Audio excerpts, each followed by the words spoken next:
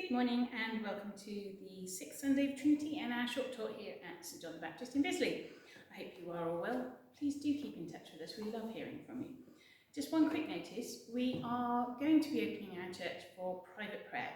We're hoping to open at West End on Thursday next week and again on Sunday, and we would like very much to open Bisley Church as well, but in order to do that we need more volunteers.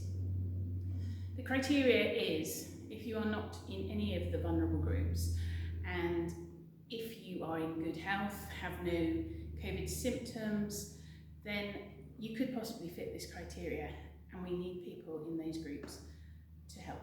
So if you can, please do contact the office. Now, throughout the summer months, our online services might look a bit different. Richard and I might be taking a bit of a break, a bit of a rest from what has been an exhausting few months in front of the camera, but we're not going anywhere. We will be back, hopefully in September, when our churches may reopen, possibly, and hopefully we'll be full of enthusiasm and even more wonderful ideas.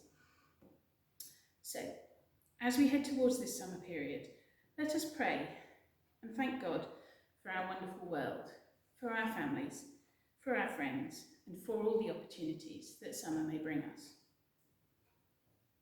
Loving Father, as we journey with you through the ups and downs of life, let us be thankful for all the joys we share, all the hope that we see, and all the love we receive. Keep us faithfully in your loving arms. In Jesus' name, Amen. Now, I know many of you might enjoy gardening, and as we head towards the summer, we may find ourselves more and more in the garden.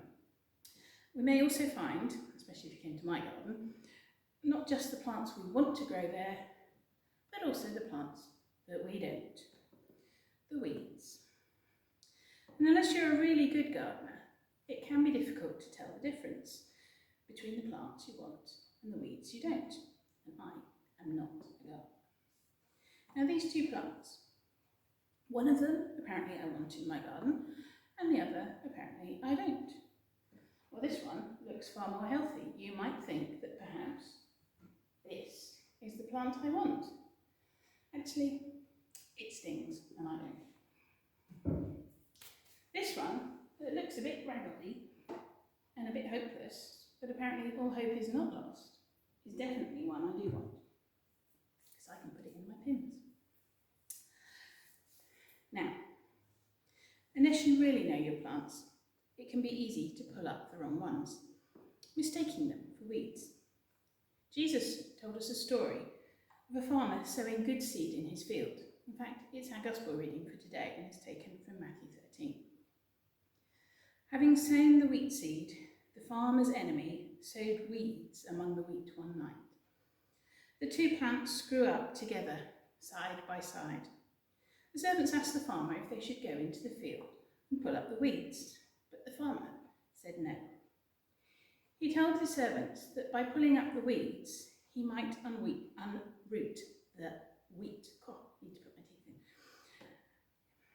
And if he pulled up the wheat, there would be no harvest. So instead, both the weeds and the wheat should be left until harvest, and then they could be separated into two piles.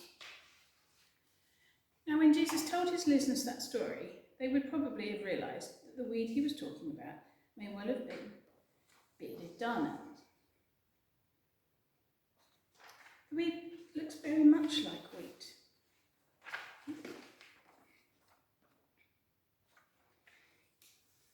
In fact, when they're young plants, it can be exceptionally difficult to tell the difference until they grow older. Unlike wheat, bearded darnel is a very nasty plant. Its roots get entangled with the roots of the wheat plant, and its seeds are very poisonous. In fact, they can cause death. So what can this story teach us?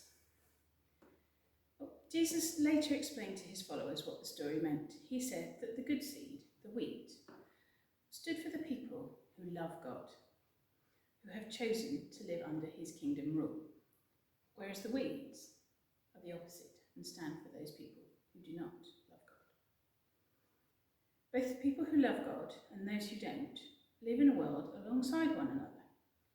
And whereas God can see the hearts of all the people and knows who loves him and those who don't, it's impossible for us to truly tell them apart. So one of the things that we can learn from this story is not to judge people. We mustn't judge people, because chances are we might get it wrong. We may judge someone who is a weed when in fact they are weeds, and equally judge someone to be weed when in fact they are a weed. It's very easy to look at someone and think, they can't possibly be a Christian because they don't look like me. They don't do what I would do, or they don't do it the way I would do it. Maybe they smoke, maybe they have atrocious taste in music, like my children. But we can't see what's in their heart. God can see what's in their heart. And when we start judging other people, we tend to judge them on what they look like and by some of the things that they do, and we cannot see their hearts. We need to allow God to be the judge and to work out who belongs to him and who doesn't. Jesus ends the story by saying that in the end of time, God will indeed sort out those who love him and those who don't, because he can tell the difference. So let us trust God to be the judge, and let me encourage you to keep on loving Jesus and following him. Amen.